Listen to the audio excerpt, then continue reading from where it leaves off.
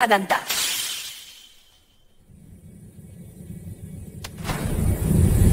El día del funeral de su esposo, Elena, una mujer de 68 años con la dignidad fracturada, pero aún intacta, no esperaba nada más que silencio y dolor. Sin embargo, lo que recibió fue una llamada que heló la sangre de cualquiera que estuviera vivo y también de cualquier muerto. Apenas habían pasado 3 horas desde que el féretro de Héctor, su marido durante más de 4 décadas, había sido sellado en la funeraria del barrio. Elena aún tenía los ojos hinchados, los labios secos y las manos frías cuando su celular vibró dentro del bolso.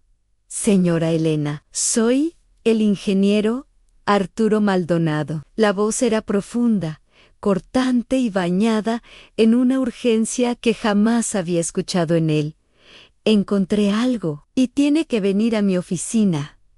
Ahora mismo. Sholan hizo una pausa breve, tan breve que se sintió como un cuchillo apoyado sobre la garganta. Por favor, no le diga a nadie, ni a su hija, ni a su yerno. Podría ser peligroso.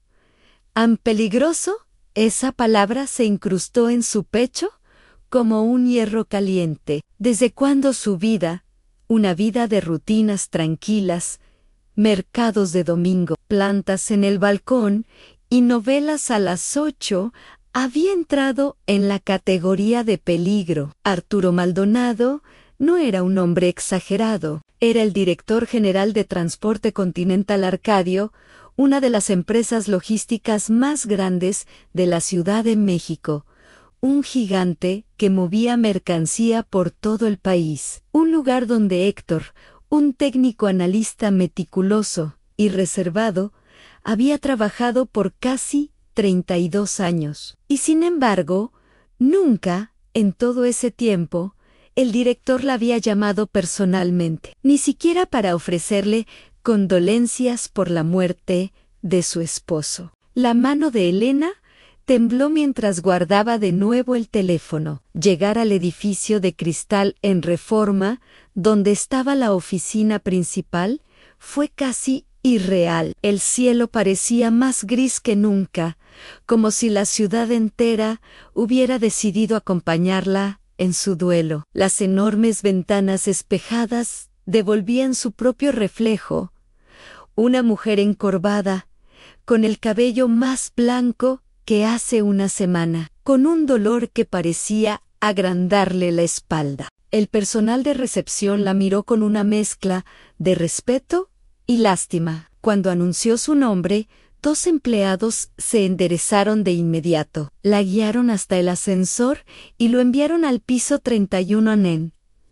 A medida que subía, el silencio era tan denso que podía escuchar su propio corazón. Pero lo peor no estaba en ese ascensor. Lo peor estaba en su memoria. Horas antes, durante el funeral, había visto a su hija María Fernanda y a su yerno Raúl comportarse como si fueran los protagonistas de la tragedia. Controlaban cada detalle, hablaban con todo el mundo, organizaban flores, confirmaban horarios, la gente los abrazaba a ellos, les daba consuelo a ellos, los llamaban pobrecitos a ellos, como si Elena, la viuda real, fuera una figura decorativa, una carga emocional, un mueble viejo que todos evitan tocar.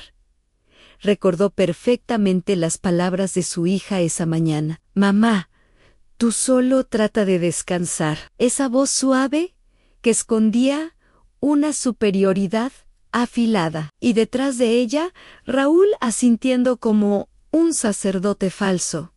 La señora Elena necesita tranquilidad. Mejor que no tome decisiones hoy. Ese mejor que no tome decisiones llevaba meses escuchándolo, y ese era el primer indicio de algo que ahora empezaba a encajar. Cuando Arturo abrió la puerta de su oficina, Elena vio algo en el que nunca le había visto a un directivo de ese nivel ante Moore. Gracias por venir tan rápido, dijo él.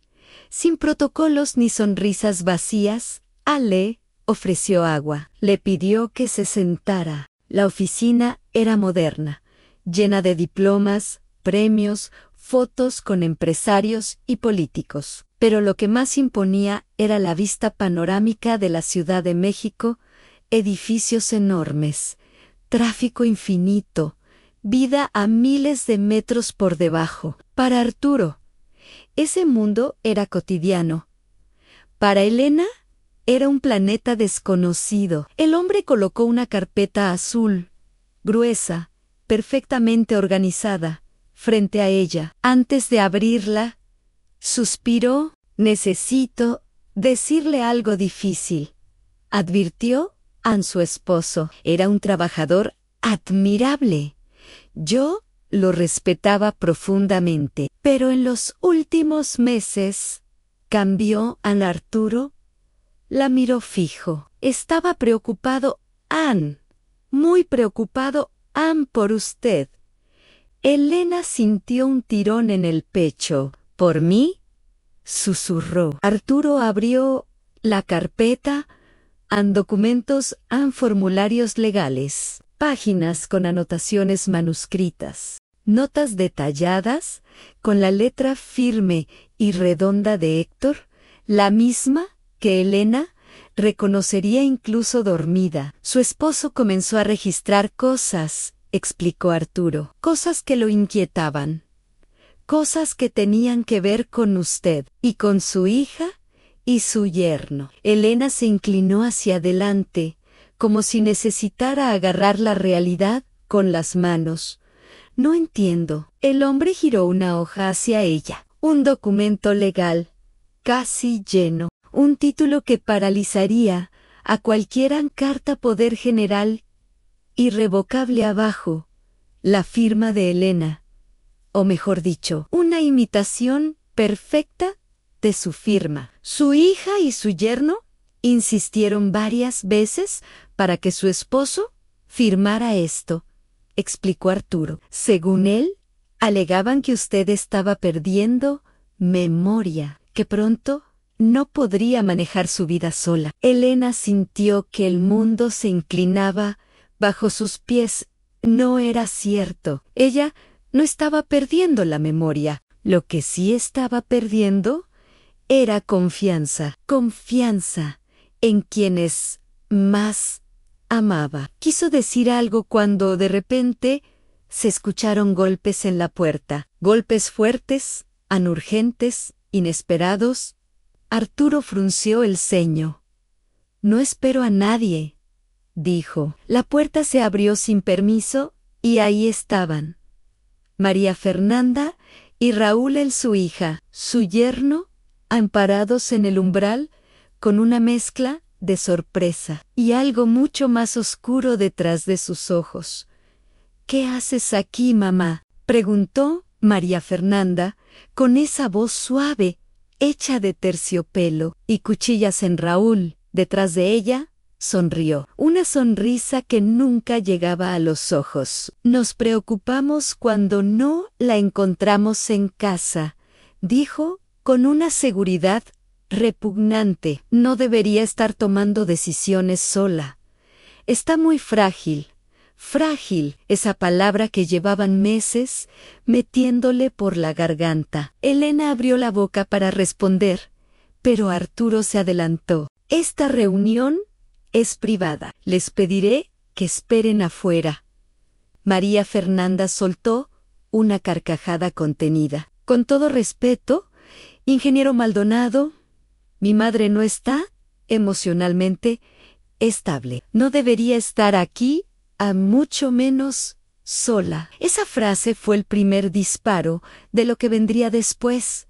Elena intentó protestar. Estoy perfectamente.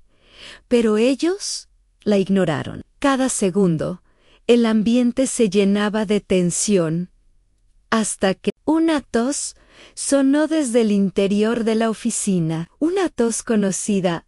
Una tos Imposible. Una tos que Elena había escuchado todas las mañanas durante 42 años. La puerta del baño interior se abrió y él salió, Héctor Ambivón respirando, con lágrimas en los ojos. Hola, Elena. Ella no supo si gritó o si se quedó muda, pero sí supo una cosa. En su vida acababa de partirse en dos. Elena no sentía las piernas, no sentía el aire, no sentía nada, excepto el corazón golpeando contra sus costillas, como si quisiera escapar de su propio cuerpo. Héctor, su esposo, el hombre al que había velado horas antes, estaba vivo, frente a ella, respirando, temblando. «Perdóname, mi vida», susurró él, con la voz rota, pero fue la única manera. María Fernanda soltó un alarido ahogado. Raúl retrocedió un paso como si hubiera visto un muerto levantarse de su tumba. «No puede ser», exclamó Raúl. Esto es una locura». Pero no era locura. Era verdad, una verdad devastadora. Héctor dio unos pasos hacia Elena, quiso tocarla, pero dudó. Parecía temer que ella lo rechazara. «¿Cómo pudiste hacerme esto?», susurró Elena, con la voz quebrada, sin aire. «¿Cómo pudiste fingir tu muerte?». Él tragó saliva en su rostro. Estaba lleno de lágrimas y culpa. «Para protegerte», la palabra cayó como un rayo en la oficina. La respiración de Elena se cortó. «¿Protegerme? ¿De quién?», preguntó en un murmullo que parecía romperse a cada sílaba. El silencio fue tan profundo que incluso el zumbido del aire acondicionado se detuvo. Héctor giró su rostro hacia María Fernanda y Raúl. Por primera vez en sus 42 años de matrimonio, Elena vio odio en los ojos de su esposo. Un odio frío, controlado, concentrado. De ellos, María Fernanda abrió la boca, nada salió. Raúl, en cambio, reaccionó. «Eres un enfermo», gritó. «Todo esto es una manipulación. Quisiste arruinarnos». Héctor no levantó la voz. No necesitaba hacerlo. «Querían declarar a tu madre incompetente, Raúl», dijo con un tono tan firme que la piel de Elena se erizó. «Querían quedarse con todo.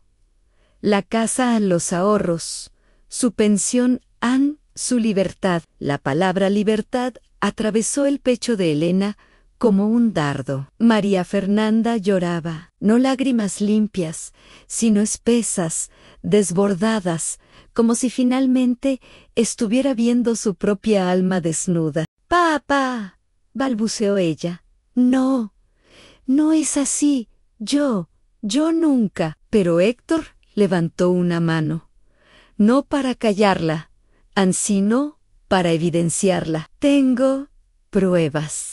Elena sintió que el piso bajo sus pies se inclinaba. Arturo, que había permanecido silencioso como una sombra, abrió nuevamente la carpeta azul. «Señora Elena», dijo con solemnidad, «lo que encontrará aquí es lo que su esposo recopiló durante meses. Páginas y páginas de anotaciones, fechas, desapariciones de objetos, citas alteradas, comentarios manipuladores, comportamientos sospechosos, errores inducidos, todo encajaba». Elena recordó cada llave desaparecida, cada medicamento movido del lugar, cada olvido que no recordaba haber olvidado, cada frase de su hija a mamá. «Estás muy distraída últimamente, mamá. ¿Eso ya lo habías dicho? Mamá, estás confundiendo cosas. Y la peor de todas, mamá, nadie puede vivir solo para siempre. Raúl cruzó los brazos, intentando recuperar control. No significa nada, dijo con una sonrisa tensa. Todos nos preocupamos por ella. Héctor abrió una nueva carpeta. ¿También es preocupación esto? Eran documentos en fotografías en capturas de pantalla. Raúl en un casino de Tepito. Raúl abriendo una tarjeta de crédito a nombre de Elena María Fernanda, saliendo de la clínica de un neurólogo que jamás Elena había consultado. Un formulario casi lleno con el nombre de Elena impreso como paciente de declive cognitivo progresivo. Elena sintió náuseas. Eso no prueba nada, insistió Raúl. Pueden ser coincidencias, pero era tarde. La verdad, ya no podía deshacerse. Arturo tomó aire y dio un golpe suave en la mesa. ¿Y aún no han escuchado lo peor?, anunció. Elena sintió un escalofrío subirle por la espalda. ¿Lo peor?, susurró. Arturo sacó una grabadora digital, pequeña, metálica, como un arma cargada. Esta grabación fue obtenida por un investigador privado contratado por Héctor. Raúl palideció. María Fernanda se llevó las manos a la boca. Arturo presionó play. Un leve zumbido. Una interferencia. Y entonces, las voces. La voz de su hija, María Fernanda, diciendo: Raúl, tenemos que acelerar esto. Mi mamá no está tan confundida como creíamos. Si no hacemos el trámite de la residencia pronto, podría darse cuenta de todo. Elena sintió que algo dentro de ella se rompía. Completamente. Raúl respondía frío, afilado. No te preocupes. El doctor Valderrama firma lo que sea por dinero. Cuando tengamos su diagnóstico, la declaran incapaz en un segundo. Elena dejó de respirar. Y entonces, la frase que congeló a todos, a María Fernanda, preguntando en voz baja: ¿y mi papá? ¿Qué haremos si se opone? Raúl respondió con un tono tan oscuro que la piel de Elena se erizó: Héctor no será un problema por mucho tiempo. El silencio que siguió fue absoluto, tétrico, horrible. Elena sentía que su corazón quería salirse del pecho. María Fernanda cayó de rodillas. No, ese audio está manipulado. No es cierto, papá, por favor. Raúl no dijo una palabra, no negó nada. Y ese silencio fue la confesión más rotunda. Héctor tomó a Elena de las manos. Sus ojos estaban llenos de lágrimas. Por eso fingí mi muerte, susurró con la voz quebrada de un hombre desesperado. Porque si seguía vivo, tú nunca estarías segura. Ellos te necesitaban vulnerable, sola y confundida. La respiración de Elena se volvió irregular. No podía llorar, no podía gritar. No podía moverse, solo podía escuchar su propia alma rompiéndose. Clara, dijo Héctor, con un hilo de voz, yo te salvé, pero tú tendrás que decidir qué hacer ahora. Y entonces, Elena se levantó, temblando, no de debilidad, de intensidad. Miró a su hija, rota, miró a su yerno. Derrotado, miró al hombre que fingió su propia muerte para salvarla, y dijo: quiero saberlo todo, sin omitir nada, a la verdad completa. Héctor intercambió una mirada con Arturo. Arturo cerró la carpeta. Entonces, prepárese, señora Elena, advirtió con solemnidad, porque lo peor aún no ha sido dicho. Elena sentía que la oficina entera se encogía, como si cada pared, cada cuadro, cada mueble, se acercara lentamente para obligarla a enfrentar una verdad que ya no podía esquivar. Héctor le tomó la mano con suavidad. Sus dedos temblaban, pero su mirada era firme. Lo que voy a decirte ahora, susurró, es lo que finalmente me obligó a desaparecer. María Fernanda lloraba a moco tendido. Raúl apretaba los dientes. Arturo mantenía la mirada fría de alguien acostumbrado a ver lo peor de la gente. Elena se preparó en su alma. No. Héctor abrió un sobre blanco grueso, sellado con cera rojiza. Elena lo reconoció. Al instante era su sello, un sello que solo usaba para documentos extremadamente importantes.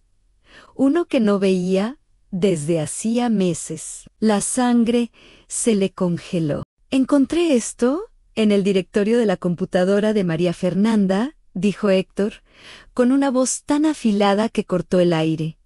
Un documento preparado, listo para imprimir, con tu firma escaneada. Elena sintió un vacío brutal en el estómago. ¿Mi firma?, preguntó en un susurro. Trémulo asintió. Tu firma perfecta, impecable, falsificada. Arturo colocó sobre la mesa la impresión del documento. Era un poder legal irrevocable. En él, supuestamente, Elena declaraba que Anne estaba perdiendo capacidades cognitivas. Necesitaba supervisión médica y financiera. Nombraba a María Fernanda como apoderada total. Autorizaba a que se la trasladara a una residencia. Cedía el control de su patrimonio. Elena sintió un mareo, un temblor interno. Raúl respiró hondo y soltó una carcajada nerviosa. Vaya, Héctor, realmente tienes imaginación. María Fernanda giró hacia él con desesperación. Raúl, cállate. Por favor, cállate. Ya no empeores esto. Pero ya era tarde. Nunca firmé eso, dijo Elena, con la voz quebrándose. Lo sé, respondió Héctor. Por eso tuve que actuar antes de que lo imprimieran y tú terminaras. Atrapada legalmente, irrevocablemente, María Fernanda, hundida en lágrimas, dio un paso adelante. Papá, yo no sabía lo del poder. Te juro que no sabía nada. Raúl lo hizo. Él manipuló todo. Raúl se giró con furia. ¿De qué hablas? Tú estabas de acuerdo. ¿Crees que voy a cargar todo solo? Tú fuiste la que dijo mi mamá. Ya no es la misma. Tú querías la casa antes de que perdiera valor. Tú querías que todo estuviera bajo tu control. María Fernanda se desplomó en la silla, llorando con los codos en las rodillas.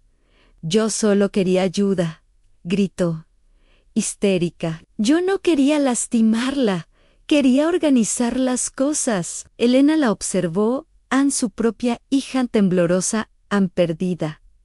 ¿Ayuda? Planificación, organización, o ambición, conveniencia, egoísmo. La respuesta se pintaba sola. Héctor respiró profundamente y sacó otra serie de fotografías. Una noche, en un dormitorio, en su pastillero, Raúl vertiendo gotas de un frasco pequeño en uno de los compartimentos, y una foto clara del frasco en un ansiolítico fuerte. Dosis que alteran memoria, que generan confusión, que producen somnolencia profunda.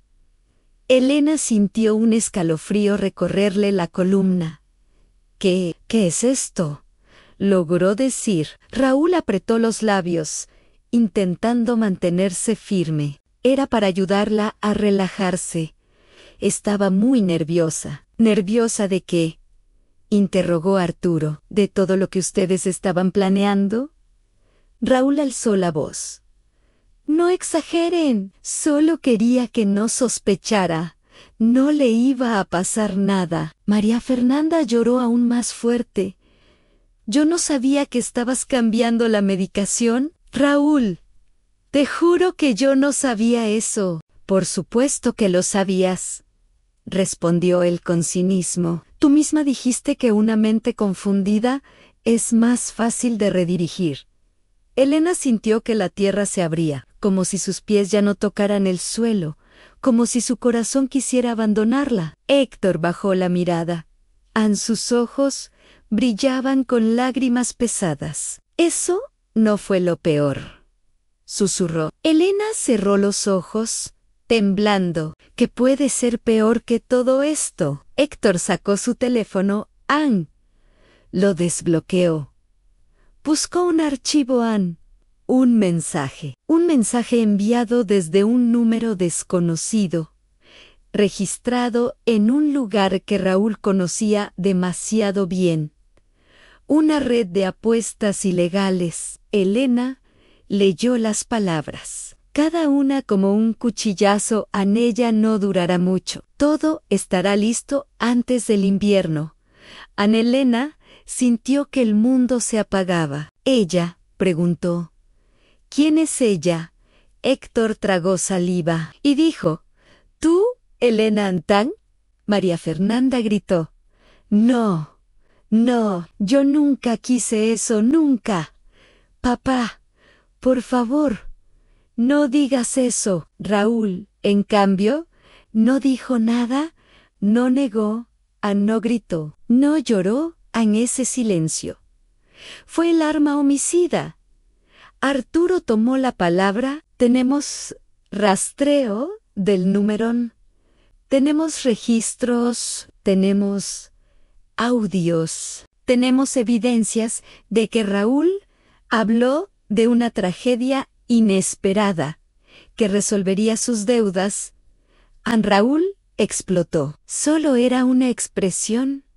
No tenían pruebas. Es todo un plan armado. Héctor lo interrumpió con un tono que heló la sangre de todos. Iban a matarla, lo sé, y tuve que desaparecer para evitarlo. Elena ya no lloraba, ya no temblaba, ya no era la mujer frágil que ellos habían querido construir. Se puso de pie. Su voz salió lenta, firme, afilada. Arturo, dijo sin mirar a nadie más. ¿Qué procede ahora? El director cruzó los brazos. Lo que procede, señora Elena, es que usted decida si desea presentar cargos. Tenemos evidencia para abrir un proceso por fraude, falsificación de documentos, tentativa de perjuicio, manipulación médica y posible preparación para daño físico. Elena respiró hondo. Raúl avanzó 2 pasos. No pueden arrestarme. Ella está viva. No hay delito. Elena lo miró. ¿Estar viva? No significa que no hayan intentado destruirme. María Fernanda cayó de rodillas a los pies de su madre. Mamá, mamá, por favor, te lo ruego. Yo me equivoqué, pero te amo. No me abandones. Elena la miró. Su hija, su sangre, su niña, su verdugo, involuntario, y con un hilo de voz que no temblaba, respondió: amar no es destruir, y tú me destruiste. Entonces, Elena levantó el rostro hacia Arturo. Sí, dijo con una calma aterradora, presento cargos.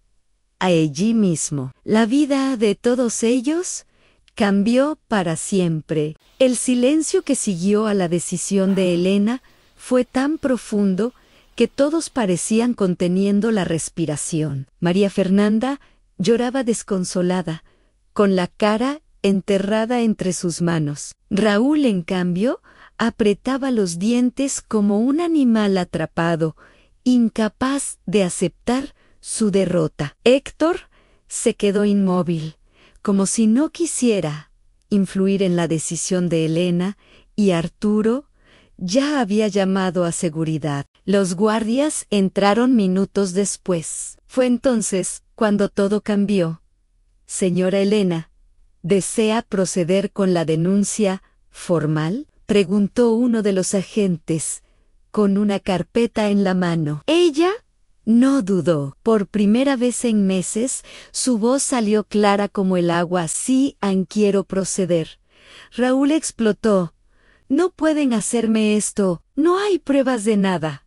Ustedes están inventando todo. El agente levantó una ceja. Hay audios, fotografías, documentos y testigos. ¿Hay suficiente para una investigación completa? Raúl se lanzó hacia Elena, desesperado.